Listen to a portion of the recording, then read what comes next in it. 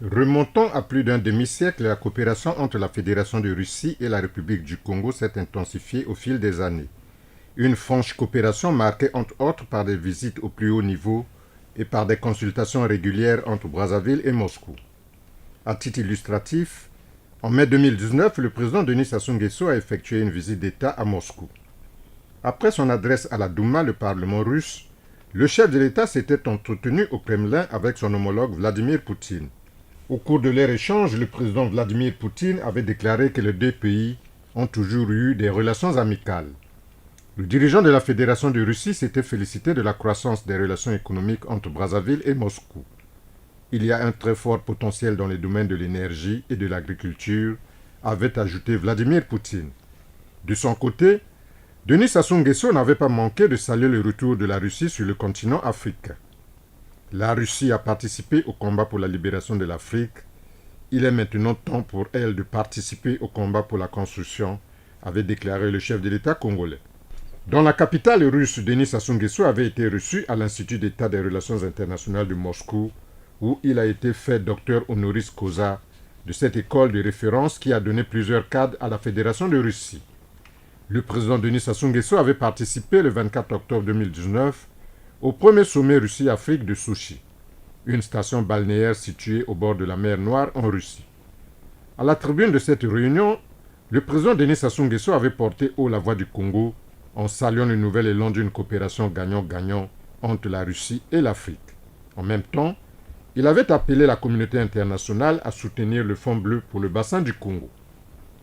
Entre 2022 et 2024, le ministre russe des Affaires étrangères, Sergei Lavrov, a effectué 2 visites de travail en République du Congo, notamment le 25 juillet 2022 et le 3 juin 2024 dans la localité d'Oyo. Au cours de ces 2 séjours en terre congolaise, le patron de la diplomatie russe a échangé avec le président Denis Sassou Nguesso. Entretien suivi de l'animation de conférences de presse conjointes avec Jean-Claude Gakusso, ministre congolais des Affaires étrangères. Au terme d'une audience d'1 heure avec le président Denis Sassou Nguesso, Sergei Lavrov a salué la position du Congo depuis le début de la crise russo-ukrainienne. Pour lui, la solution à la crise passe par un dialogue au cours duquel toutes les parties sont assises autour d'une table. Il en ressort également la tenue prochaine à Moscou de la Commission intergouvernementale Congo-Russie, question d'affermir la coopération bilatérale en matière de défense, de sécurité, de l'éducation, de la santé et de l'énergie. La Russie soutient le comité de haut niveau de l'Union africaine sur la Libye, présidé par Denis Sassou Nguesso, ainsi que la convocation des dialogues interlibyens devant consacrer l'organisation des élections générales et la sortie de crise, cheval de bataille du chef de l'État congolais depuis qu'il pilote ce dossier.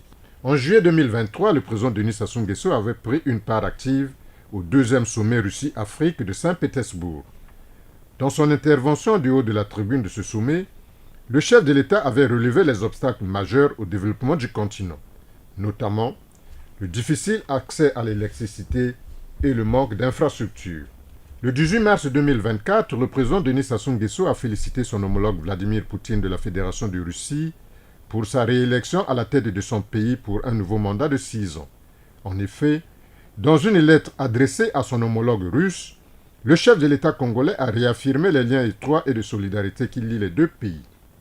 Enfin, le 27 mars 2024, les présidents Denis Sassou Nguesso et Vladimir Poutine s'étaient entretenus pour évoquer le drame de la banlieue de Moscou ayant causé la mort de plus d'une centaine de personnes ainsi que des dizaines de blessés, et la coopération entre Brazzaville et Moscou, dont le 60e anniversaire de la mise en œuvre a été célébré au mois de mars 2024.